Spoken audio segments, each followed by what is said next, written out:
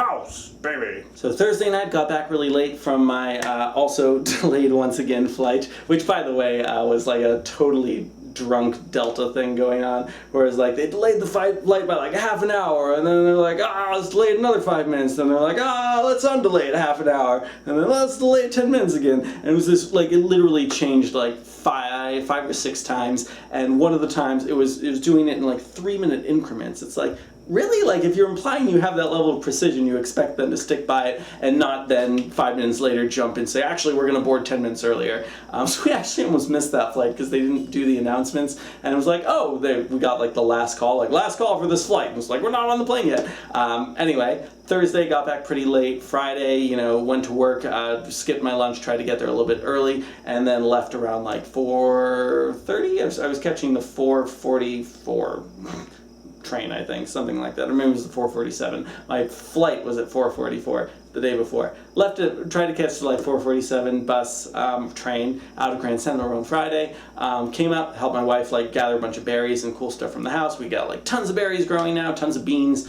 Really wonderful to see the garden in full bloom. That's kind of a house thing. I guess I should mention that. Just a very quick like house thing embedded in this baby thing. Lots of cool stuff happening in the garden. And then we drove north, and the first thing we were doing was looking at a car. So we'll call this house and baby. So we drove north an hour, and I'd organized 2 different cars for us to look at, a 2007 Jeep Patriot and a 2010 Subaru Forester. Interestingly enough, the new Subaru Forester, newer, has 190,000 miles on it, whereas the older 2007 Jeep Patriot has 130,000 miles on it. And so it was really interesting to test drive both of them, and kind of we're working through that, and I'll talk more about it when we actually make a decision. But basically, either of them would be great cars. It's just a matter of figuring out which one we're going to go with. And obviously, we care about safety, we care about getting up the road, we care about having a baby in it, we care about winter.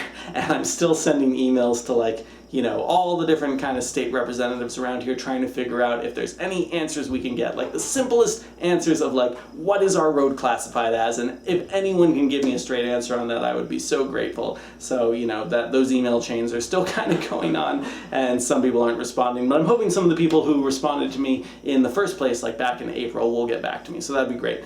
Anyway, we kept going up north, arrived like at 2:30 in the morning, which is pretty late, and I thought I had the energy and the alertness to kind of, chew through that. But then by the time we started to get into like Burlington, my vision was doing something that I don't recall it ever doing before, which it was basically flattening to like 2D space. And so I could see everything in front of me. Nothing was really blurry, but I was having trouble focusing on things. And then, for example, like there's a stretch in Burlington on Route 7 where there's like, 8 stoplights in a row, and they were all blinking yellow, and it was a bit of a hill, so I was seeing like all these different stoplights, and it looked like they were all compressed together, like it was a great big giant tall garbage truck or something like that.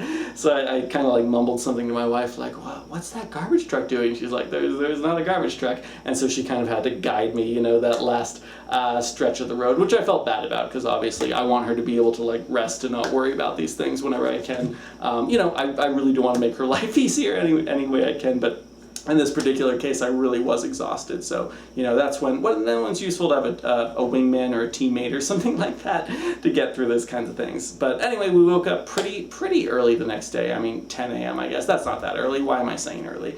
And the baby shower started at 2. There were a few surprises for people who were coming. Liz had a couple friends that she hadn't seen in a really long time. That was fantastic. From my family, I had my aunt and my grandmother come, all the way from Lincoln. And this was in Burlington, by the way, at my wife's mother's house, and it was amazing. Like, I thought it was going to be a fun little get together, and it was even more fun and even more amazing than I thought it would be. She had this awesome theme going where I knew there was something to do with baby books going on, but then she had all these different foods out, and I saw her setting up the food, and it was like, oh, what a nice variety. And it turned out there was actually like a connection to everything going on. So each food being served had a connection to a certain kind of baby book. So there was like the Very Hungry Caterpillar with all this food laid out looking like a caterpillar. There was a book about learning the alphabet, and then you had alphabet cookies there, and one fish, two fish, and there was Swedish fish, and et cetera, all these really cool things. And there were cakes, and there was finger food, and spanakopita, which is like my favorite Greek food, and that of course made my aunt and grandmother very happy.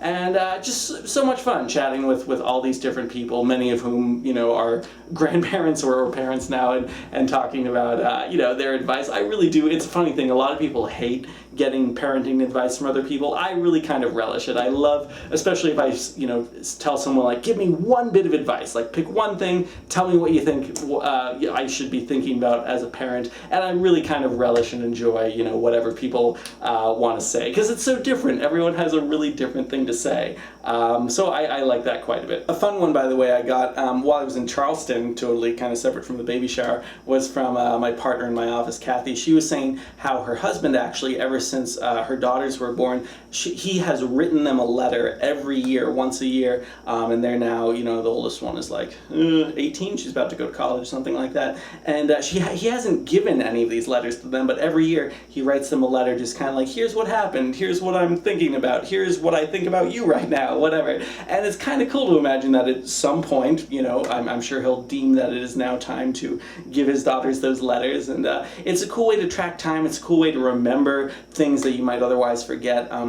She basically, the big advice she was giving me was that, a lot of times things happen when you have children, and it seems so novel and so unique in the moment, and you're like, I'm going to remember this forever. And the fact of the matter is that you don't. By the next day, you're like, oh, what was that really funny, amazing thing that our kid did? And oh, God, I lost it. So, her advice was track these things, write them down.